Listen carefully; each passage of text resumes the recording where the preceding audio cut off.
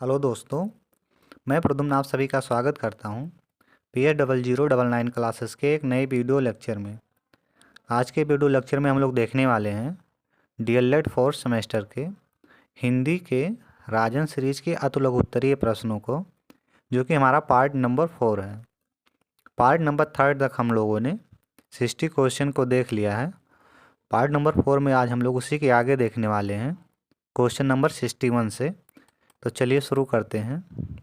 Question number 61 है आपका, श्री रामधारी सिंह दिनकर का जन्म कब और कहाँ हुआ है या कहाँ हुआ था। तो चलिए देखते हैं। रामधारी सिंह दिनकर का जन्म 1908 ईस्वी में बिहार प्रांत में मुंगेर जिले के सिमरिया घाट नामक ग्राम में हुआ था। क्वेश्चन नंबर 62, तुलसीदास जी का जन्म कब हुआ था एवं इनकी प्रमुख रचनाएं कौन सी हैं। तो देखिए, तुलसीदास जी का जन्म आगरा के निकट रुनकटा नामक ग्राम में संवत 1535 विक्रमी सन 1478 ईस्वी में हुआ था। इनकी प्रमुख रचनाएं सूरसागर, सूरसावली, साहित्य लहरी। इनकी रचनाओं के बारे में कहा जाता है कि साहित्य लहरी सूरसागर, सूर की शरावली, कृष्ण जी के बाल छब पे मोहिनी अनुपम चली। तो ये आपका होता है सूरदास का जन्म और परिचय। Question number 63। क्वेश्चन नंबर 63 है, टैगोर की प्रमुख रचनाएं कौन कौन सी हैं। चलिए देखते हैं। तो रविंद्रनाथ टैगोर को गीतांजलि के लिए सन 1913 ईस्वी में साहित्य का नोबेल पुरस्कार मिला। अपने ही जनगण मन यानी आपने ही जनगण मन अधिनायक जय है राष्ट्रगान की रचना की थी, तथा इसके अलावा अमार सोनार बांग्ला, फिर आपका है बांग्लादेश के राष्ट्रीय गीत की भी रचना की थी। तो ये आपका हो गया रविन्द्रनाथ टैगोर की प्रमुख रचनाएं।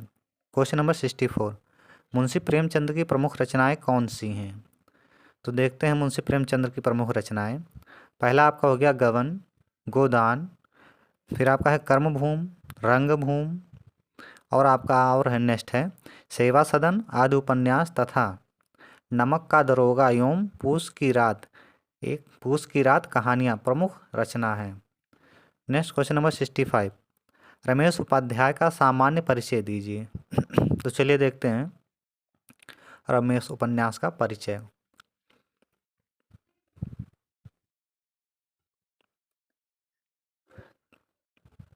तो आधुनिक हिंदी कहानीकारों में रमेश उपाध्याय का नाम उल्लेखनीय माना जाता है।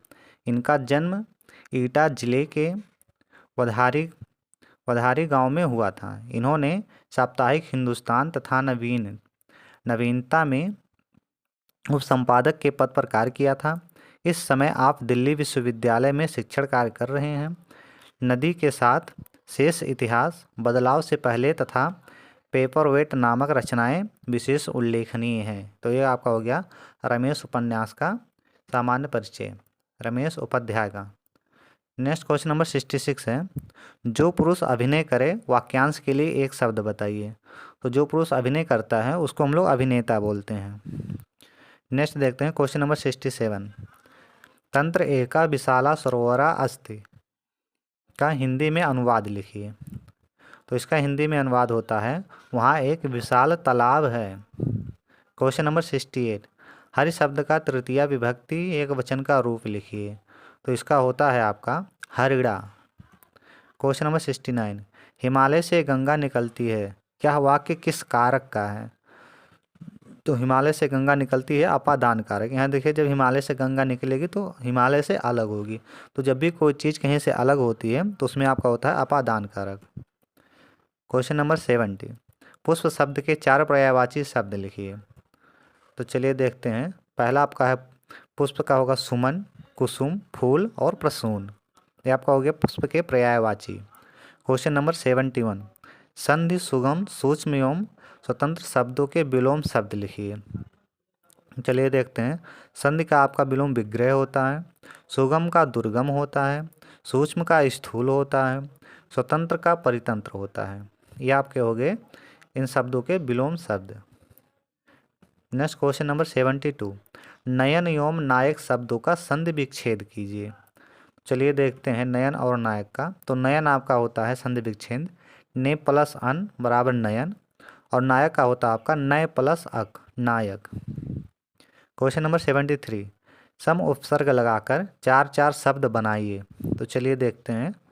तो पहला आपका हो गया सम प्लस गीत इज इक्वल टू संगीत। दूसरा आपका हो गया सम प्लस चार, संचार। दूसरा आपका है सम प्लस मान, सम्मान। नेक्स्ट आपका है सम प्लस अर्थ, तो समर्थ। ये हो गया सम उपसर्ग लगाकर चार शब्द। क्वेश्चन नंबर 74, शब्द किसे कहते हैं। चलिए देखते हैं। तो शब्द एक या अनेक अक्षरों के योग से बनता है, यानी एक या अनेक अक्षरों से के योग से जो बनता है उसी को हम लोग शब्द कहते हैं। क्वेश्चन नंबर 75, जो अपने से उत्पन्न हो। वाक्यांश के लिए एक शब्द लिखिए। तो जो अपने से उत्पन्न होता है उसको बोलते हैं स्वयंभू। Next question, question number 76, doctor Rajendra Prasad का संक्षिप्त टिप्पणी लिखिए। डॉक्टर राजेंद्र प्रसाद पर संक्षिप्त टिप्पणी लिखिए। तो चलिए देखते हैं। डॉक्टर राजेंद्र प्रसाद उन महान पुरुषों में से थे जो बहुमुखी प्रतिभा के धनी होते हैं। वे एक किसान के सादगी पसंद बेटे थे, हाई कोर्ट के निर्भीक वकील थे, भारतीय स्वतंत्रता संग्राम के अग्रणी नेता थे, स्वतंत्र भारत के प्रथम राष्ट्रपति थे और हिंदी के अन्य भक्त एवं सजग साहित्यकार थे। तो ये आपको हो गया डॉक्टर राजेंद्र प्रसाद पर संक्षिप्त टिप्पणी। क्वेश्चन नंबर 77, श्री रामचरितमानस नामक काव्य की रचना किसने की थी। तो जो रामचरितमानस है इसके काव्य की रचना आपके किए थे गोस्वामी तुलसीदास ने। क्वेश्चन नंबर 78, बिहारी जी का जन्म कब और कहाँ हुआ था। तो चलिए देखते हैं। बिहारी जी का जन्म सन 1603 ईस्वी के लगभग मध्य प्रदेश के ग्वालियर जिले के अंतर्गत वसुआ गोविंदपुर नामक गांव में हुआ था। ये आपका हो गया बिहारी जी का जन्म और जन्म स्थान। क्वेश्चन नंबर 79, उर्मिला के रचयिता कौन है। तो उर्मिला के जो रचयिता हैं यानी उर्मिला काव्य के रचयिता बालकृष्ण शर्मा नवीन हैं। नेक्स्ट क्वेश्चन नंबर 80 और इस वीडियो का लास्ट क्वेश्चन, शरद जोशी का सामान्य परिचय दीजिए। या शरद जोशी कौन है। तो शरद जोशी का जन्म मई 1931 ईस्वी में उज्जैन मध्य प्रदेश में हुआ था। जोशी जी की हिंदी के प्रसिद्ध व्यंग्यकार हैं एक गधा उर्फ अलादखा, अंधे का हाथी आपके प्रसिद्ध नाटक हैं, परिक्रमा, किसी बहाने, जीप पर सवार झिल्लियाँ, रहा किनारे देख, दूसरी सतह पर इसके प्रमुख व्यंग हैं। आपका निधन सितंबर 1991 ईस्वी को हुआ था। तो ये आपका हो गया शरद चंद्र जोशी का सामान्य परिचय। आज की वीडियो हमारे यहीं समाप्त होती है। अगर हमारी वीडियो आपको पसंद आई हो तो चैनल को सब्सक्राइब करें और अपने दोस्तों के साथ शेयर करना ना भूलें। जय हिंद।